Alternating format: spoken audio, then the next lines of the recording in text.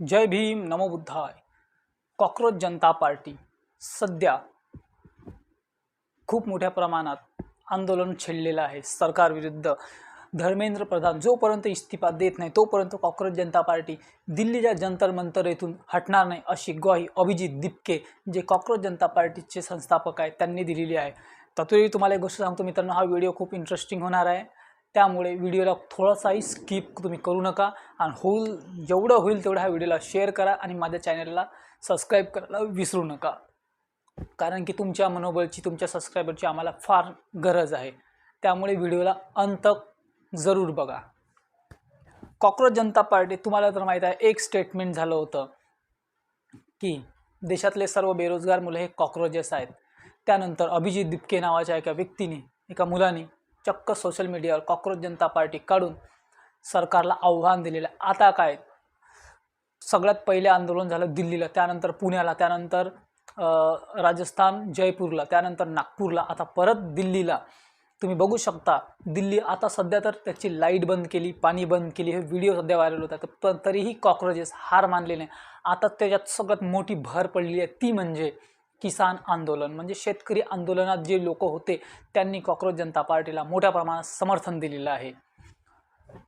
हजारो लोकांनी, मग ते शीख असो मुस्लिम असो, त्यांनी बघा कॉकरोच जनता पार्टीच्या मुलांसाठी किती छान असं जेवणाची व्यवस्था केलेली आहे, पाण्याची व्यवस्था केलेली आहे.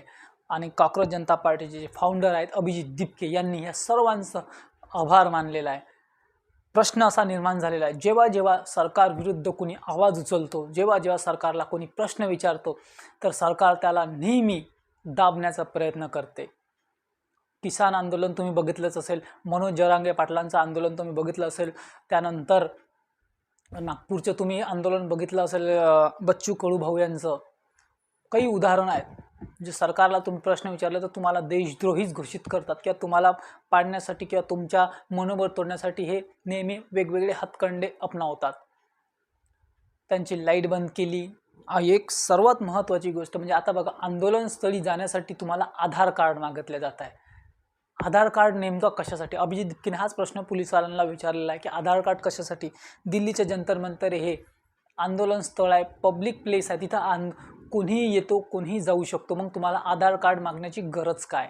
विचार करा या सरकारचा, म्हणजे विचार करा, ही रणनीती विचार करा तुम्ही की किती मोठं प्रमाणात. आता अभिजित दिपकेंसमोर मोठा प्रश्न निर्माण झालेला आहे की आता ह्या प्रोटेस्टला काय, धर्मेंद्र प्रधान इस्तीफा केव्हा देईल, काय देईल हे कोणालाच माहीत नाही, पण ते देणार का नाही हाही आपल्यासमोर मोठा प्रश्न निर्माण झालेला आहे.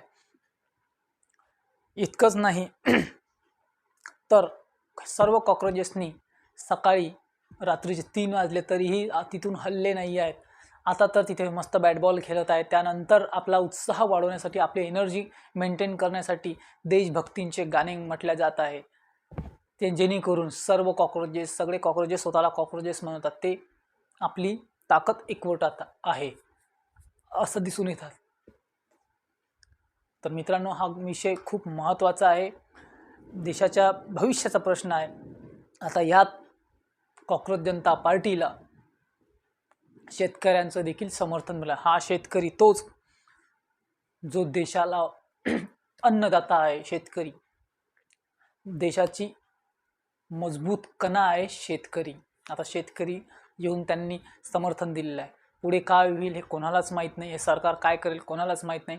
पण तुम्ही अशा आमच्या कॉकरोच जनता पार्टीच्या ह्या नवीन अपडेटसाठी आम्हाला नक्की फॉलो करा, सबस्क्राईब करायला विसरू नका. जय भीम नमो बुद्धाय.